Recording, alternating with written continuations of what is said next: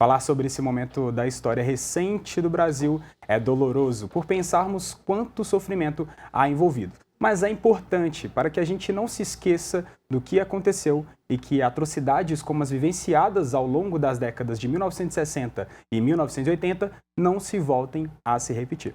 É isso mesmo, Rafael. E em 2023, o então prefeito de Belo Horizonte, Fuad Momano, ele sancionou o projeto de lei que proíbe ruas, bairros ou imóveis aqui da capital com nomes de torturadores da ditadura militar.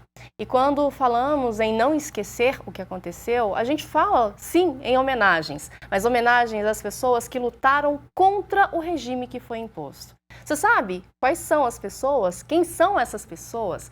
A professora, pesquisadora e doutora em psicologia Jaísa Cruz fez no seu trabalho de doutorado um mapeamento das ruas aqui da nossa capital que homenageiam pessoas que foram resistentes à ditadura militar. E ela está aqui com a gente no estúdio para a gente conversar um pouquinho sobre esse trabalho super importante que resgata uma memória necessária. Professora, seja muito bem-vinda, boa tarde. A gente precisa, lembrar para não esquecer, para que não se repita, Isso, boa tarde, então, a todos e todos, falar sobre memória é falar não só sobre lembrar, é falar sobre esquecimento também, Então, durante essa minha pesquisa de doutorado, eu estudei a memória social do período da ditadura aqui em Belo Horizonte, Como que os moradores desses logradouros públicos que fazem homenagens a esses militantes políticos pensam, sentem, imaginam algo sobre a ditadura.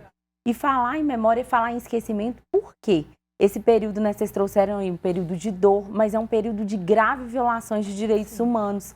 Então, quando essa lei é sancionada aqui em Belo Horizonte, ela está cumprindo o que prevê a Comissão Nacional da Verdade, aqui no Brasil, uma recomendação da Comissão Nacional da Verdade que prédios públicos não recebam homenagens que fazem menção a pessoas que violaram direitos humanos. Esse projeto aqui em Belo Horizonte é pioneiro, então, desde 1994, a partir de projetos de lei que vem do vereador Betinho Duarte, que foi um militante político de oposição à ditadura e que durante os mandatos dele enquanto vereador aqui de Belo Horizonte, ele cria o projeto Rua Viva, que era esse projeto que previa, então, que alguns logradouros públicos aqui de Belo Horizonte, ele fala até uma frase muito impactante, que levassem nas veias e artérias, que são as ruas e avenidas, o nome dessas pessoas que lutaram em oposição ao regime. Então, essas ruas são esse ato de homenagem, É falar de uma reparação simbólica. Jaísa, você deve ter, durante a elaboração, na construção desse seu trabalho, você deve ter teve contato com muitas pessoas que tiveram ali a experiência com violência, Como que isso impactou na vida dessas pessoas? A tortura é uma forma de desumanizar. A violência é uma forma de desumanizar, é tornar aquela pessoa objeto, é tornar aquela pessoa coisa. Então, durante esse período, mulheres, homens, estudantes, pessoas não só políticos, partidários, mas as pessoas que faziam oposição a esse regime, os artistas, a gente está aqui com os músicos, Como que a música foi importante naquele período. Então, a gente sabe da perseguição, da prisão arbitrária, de muitos artistas naquele período, do exílio dessas pessoas, justamente porque faziam oposição àquela forma truculenta com que o Estado combateu, então, a essa ideia de inimigo interno. Criou-se naquele período uma ideia de que tinha um inimigo interno a ser combatido. E esse inimigo interno era o comunismo, eram os comunistas. Então, as pessoas que se opunham àquele regime ou eram consideradas como padrão desviante, elas eram perseguidas, então, colocadas como perigosos, Tem aquelas placas, aqueles cartazes mostrando perigo, porque eram pessoas que ameaçavam essa ideia de ordem e segurança que a gente tinha naquele período. Então, a tortura, ela traz marcas profundas, As violências, de forma geral, trazem marcas profundas na identidade dessas pessoas. Então, quando eu tive contato, principalmente na minha dissertação de mestrado, com mulheres que foram militantes durante o período e tiveram grávidas, fazendo articulação entre militância e maternidade, elas trazem as marcas disso não só na vida delas, mas marcas também na vida dessas crianças que estão vivas, são hoje pessoas aí entre 40 e 50 anos e que trazem marcas disso. E isso é uma marca não só para quem viveu, mas a gente precisa entender que é uma marca geracional. Quando a gente esquece ou a gente deixa de saber que houve violações de direitos humanos naquele período, a gente não se importa com isso. É como se essa memória ficasse encoberta. Então, trazer isso que vocês estão fazendo hoje no programa, né? Trazer as vozes dessas pessoas, porque essas vozes estão por aí. Elas só, às vezes, não têm espaço de reverberação.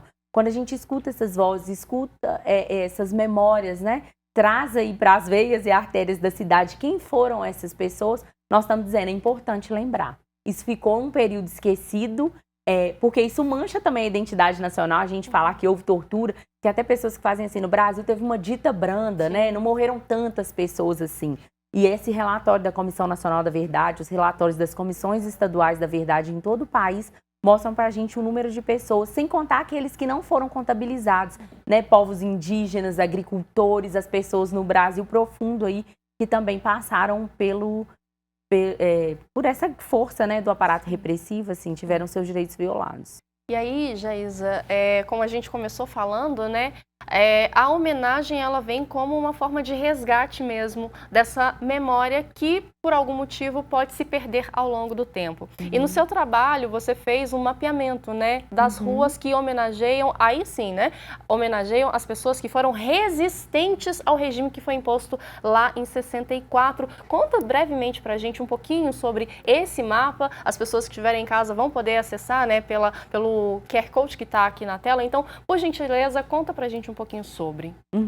Eu venho da periferia, né? Eu fui estudante da PUC Minas na graduação, através das bolsas do ProUni aí, e eu tinha uma implicação muito grande, assim. Eu fiquei muito indignada quando eu cheguei na UFMG, num núcleo de pesquisa sobre ditadura, e que eu não sabia nada sobre aquele período. Então, essa pesquisa vem da minha indignação. Por que que eu não sei? Eu não sei, não é à toa, tem alguma coisa aqui. E quando eu fui fazer essa pesquisa, na minha banca de doutorado, eles falaram, olha, as pessoas não vão lembrar quem são. Minha questão era, quem mora nas ruas, que fazem homenagens a esses militantes políticos, sabe quem foi essa pessoa?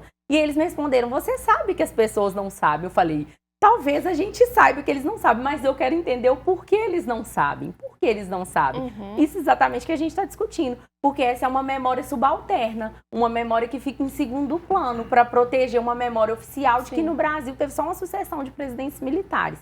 Então, o meu interesse nessa pesquisa foi de justamente compreender. O Betinho Duarte tinha já publicado em 2 livros, né, que chama Rua Viva. O livro tem o mesmo nome da lei. E ali eu fiz uma organização, então, desse material que tem no livro. E em Belo Horizonte tinha, naquele momento que eu fiz a coleta, 200 logradouros públicos que fazem homenagem a militantes políticos. E a maioria deles eles são mineiros, aqui né, são de Minas Gerais. Então eu falei, é muito importante. Quando a gente conhece e aquilo faz sentido para a gente, quando a gente mobiliza essa memória, né, a população conhece, mais chance a gente tem daquilo se tornar de fato não só um lugar de história, mas um lugar de memória, porque a memória precisa de mobilização. Então eu pensei, tudo bem, eu não conheço, né? A gente precisa conhecer, se a gente não conhece é porque tem um projeto político de esquecimento. O que nós, enquanto universidade, né? No caso, a minha pesquisa foi financiada pela Fundação de Amparo à Pesquisa de Minas Gerais e pelo CNPq, então eu precisava dar um retorno social também disso. A gente tem que ter implicação com as nossas pesquisas. E eu pensei, olha, é importante a gente talvez criar um mapa interativo, pelo menos nas ruas que a gente fez a coleta, para que essas pessoas saibam quem é. Então, durante a coleta de dados, né, eu apliquei 150 questionários em 10% desse total. Então, eu peguei 20 logradouros públicos e aplicamos questionário para entender o que elas entendiam, aqueles moradores entendiam sobre o que era ditadura, se eles conheciam.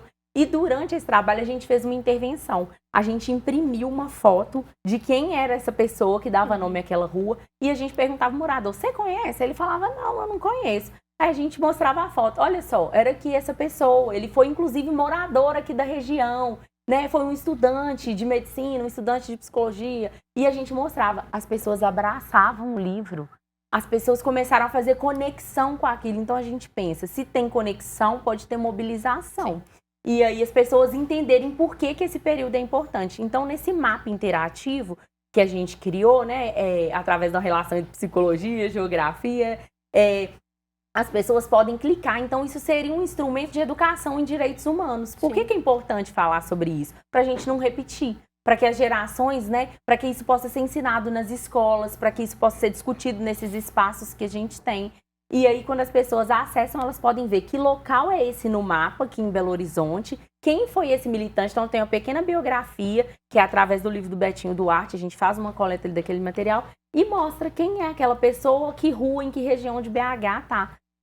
Pra essa memória fazer sentido pra gente se sentir implicado. Já fica aí o convite, né? Para o pessoal de casa escanear o QR Code que está aqui na tela para você dar uma olhada se essa rua, se você não sabe o nome, para você conhecer um pouco a história e para a gente lembrar também dessa homenagem tão importante para quem resistiu a esse período. A gente queria agradecer a presença da Jaísa no nosso programa. Obrigado por trazer para a gente. Parabéns pelo estudo. Obrigada, pessoal. Sim, muito obrigada. E como a Jaísa, né, falou, e a gente vem falando também ao longo do programa, a gente precisa, né, Rafael, lembrar, falar, discutir sobre, para que aquilo que aconteceu lá atrás não volte a se repetir. Exatamente. E bom, e algo que nos ajuda muito a lembrar é a música, né, Vanessa? Bom, em especial as canções que foram produzidas durante a ditadura militar e se tornaram uma forma emblemática de resistência. Eu queria que você apresentasse pra gente, temos uma atração especial aqui no programa, vocês viram no início desse bloco, né, Vanessa? Então, ao longo do programa, né, Rafael? E aí, parafraseando, gente, o ator, né, o saudoso, querido Paulo Gustavo, cantar também é um ato de resistência. E hoje, aqui no Sala de Estar, eu vou pedir licença pro Rafael, vou pedir licença para você, Jaísa, para eu ir lá pro outro lado do cenário, porque aqui no nosso estúdio está o rapper Oski Reis e o músico Tavinho Schmitz, que tem nos ajudado a lembrar, então, né, a luta, a resistência à ditadura com canções que simbolizaram, que marcaram uma época e se tornaram voz de muitos que não puderam mais falar. Isso é muito forte, né, meninos? Muito obrigada pela presença de vocês aqui. Nossa, que agradecemos. Muito obrigado pelo convite. Quando o Oscar me fez o convite, né, vocês o chamaram e através dele, né, estou aqui, eu fiquei muito feliz, né, porque é um tema muito importante, é um tema muito que toca num lugar muito pessoal para mim também, que tive uma família que sofreu com as violências da ditadura, e é muito importante a gente lembrar disso mesmo, porque essa história da memória, né, a gente brinca que o brasileiro tem memória curta, né? Então, vários erros se repetem na escala do serviço público e a gente realmente tem que trabalhar para que a gente aprenda com esses erros e eles não voltem a acontecer, né?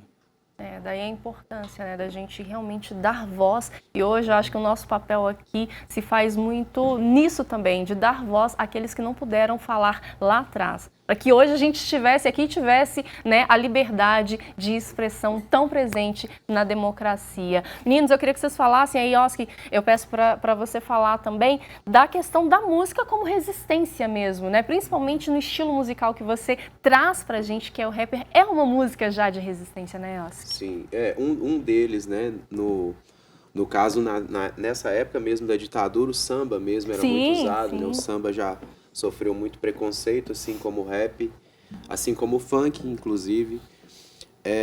A música nessa época, ela trazia informação para quem, infelizmente, não tinha acesso, porque a informação era negada mesmo, as pessoas não ficavam sabendo. A minha mãe mesmo viveu esse período inteiro e conversando com ela já me disse que não chegavam mesmo as informações. A maioria das pessoas não sabiam o que acontecia ali dentro das delegacias do DOPS. Eu tive um tio, inclusive, um primo, que trabalhou no DOPS, e nem ele passava isso ali internamente para a família. Então a população acreditava que o país estava passando por uma reformulação política mesmo, e aquilo estava sendo feito ali pelos militares de uma forma linda e muito bem feita. As informações eram muito escassas na época, né? Não havia-se essa liberdade para entender. Você falou da sua mãe, antes da gente começar a gravar, você falou que a sua mãe é telespectadora aqui da TV Horizonte, né? Um beijo para dona Aparecida. Isso. Um beijo, viu, dona Aparecida? Muito obrigada pela audiência da senhora.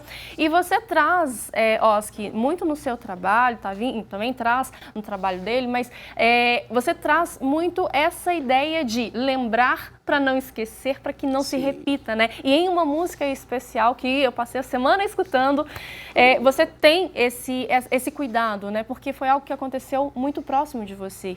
Sim. De Repente Felício traz isso. Isso, De Repente Felício, eu encaixei um primo que infelizmente falecido, né? Ele é dos tempos atuais, E o Felício, no caso, era um político corrupto de um livro que eu escrevi em 2012, 2013.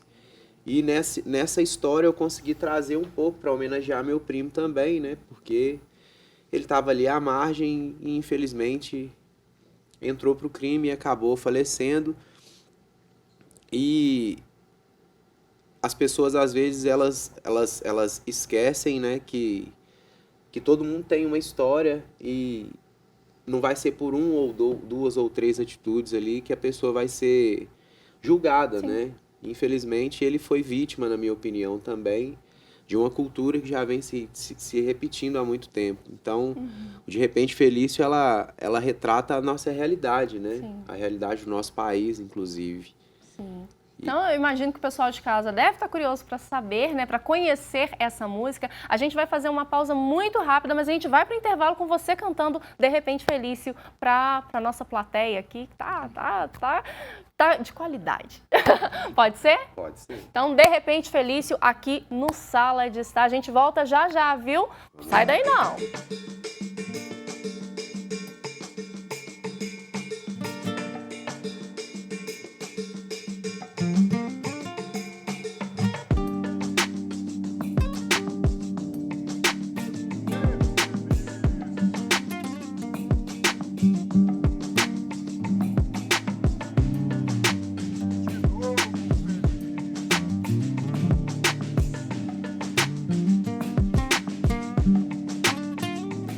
Eu vou contar a história de Felício, preste atenção se ainda não conheceu.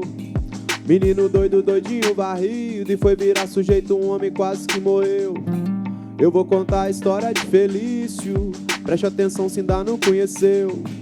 Menino doido, doidinho, barrido, e foi virar sujeito, um homem quase que morreu. Ele vem lá do interior de Minas, filho de Jonas, neto de Romeu. Veio com a mãe finada, dona Tina, pra morar na capital, tentar ganhar o seu. Mas Felício se juntou com a turma errada.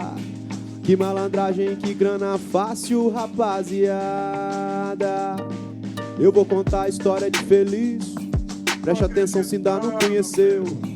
Menino doido, doidinho, varrido, e foi virar sujeito, um homem quase que morreu. Ele vem lá do interior de Minas, filho de Jonas, neto de Romeu. Veio com a mãe finada, dona Tina, pra morar na capital, tentar ganhar o seu. A vida é dura, sem localidade, garrafa pet, latinha, papel. Muito carente de oportunidade, ambicioso, quis ganhar o céu. E se foi, Felício se foi, e foi só se perdendo, se foi. E se foi, Felício se foi, e foi só se perdendo, se foi. E se foi sim, e se foi sim, e se foi sim.